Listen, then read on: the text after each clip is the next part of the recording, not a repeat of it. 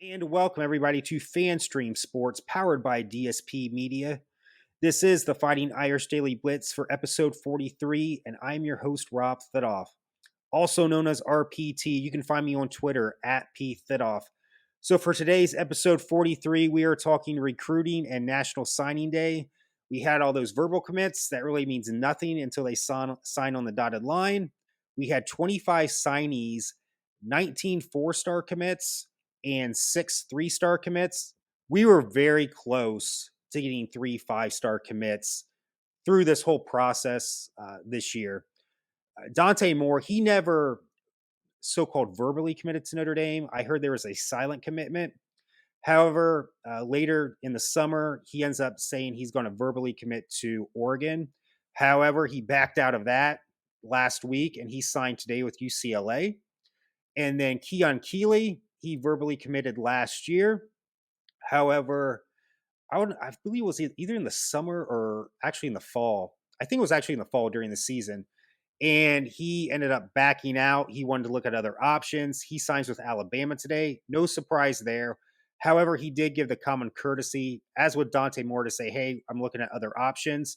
And when that's going to come back into this discussion, common courtesy. So today's big news, so-called drama, Peyton Bowen, 5-star safety out of Texas, verbally committed to Notre Dame earlier this year. Last week, there was rumblings he was going to decommit to go to either Oregon or Oklahoma.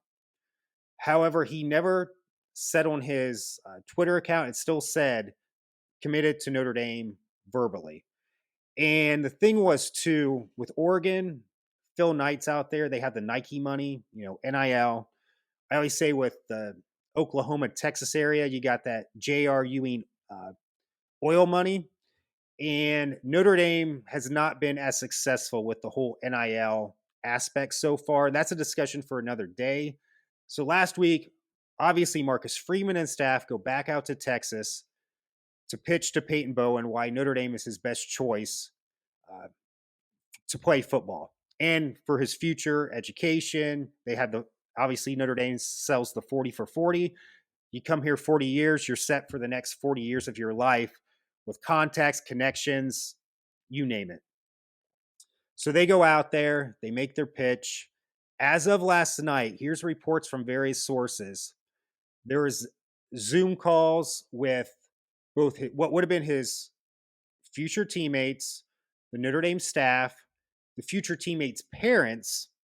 He was saying he's going to sign with Notre Dame today. That was it.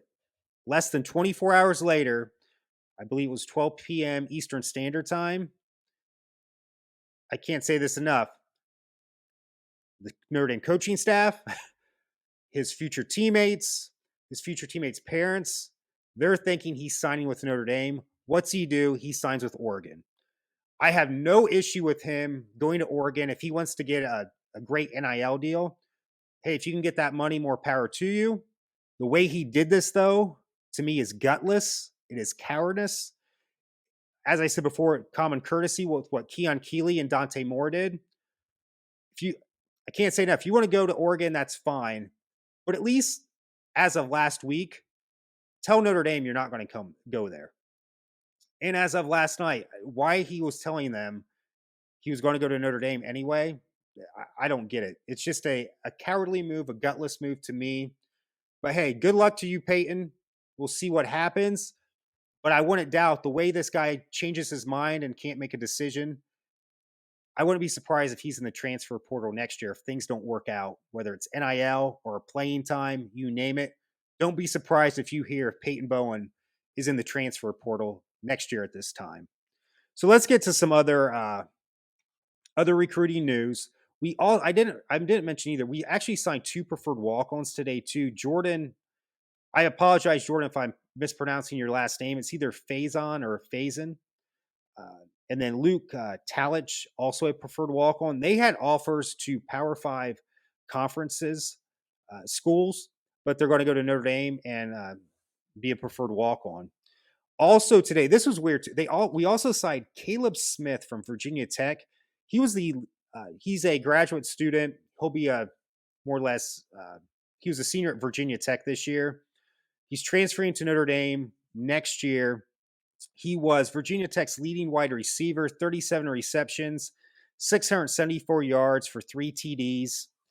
Uh, Weird thing is, today also in the incoming 2023 class, we also have a wide receiver by the name of Caleb Smith. They spell their names the exact same way too. The first name, because I know you can spell Caleb with a C or a K. They both spell it with a K. Caleb Smith, the transfer coming in from Virginia Tech, 6'3", 215 pounds.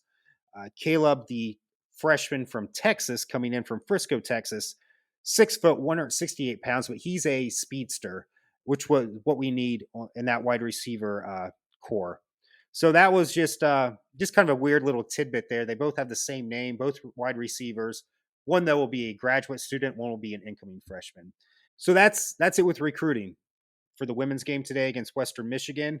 Surprisingly, they were only up 38-30 during the halftime, but then they would go on a 17-0 run. They win 85-57. No surprise. 10 players played, 9 actually scored. They are led by Maddie Westbell with 23 points and Sonia Citron with 16. So great. Another win for Coach Ivy and staff. The men tonight play Florida State at Florida State on the ACC network at 8:30. So to just sum up right now for this recruiting class for 2023, I looked at various publications too. We rank anywhere between number 6 to number 9 in the country for the recruiting rankings, which isn't bad. Thing is, though, at one point we were the number 1 recruiting class to the number 3 recruiting class. However, those 5 stars that we had, they backed out at the last minute. We got to move forward and look to the 2024 class and also get ready for the Gator Bowl with no Michael Mayer, no Isaiah Foskey, no Cam Hart, a quarterback that's only started 2 games, and a quarterback that hasn't thrown a pass yet in true freshman Steve Angeli. That'll be an interesting podcast, but that'll be early next week. Everybody have a great Christmas, Hanukkah, Kwanzaa, whatever you celebrate. Happy holidays. Be safe, as always can say. And as always, go Irish.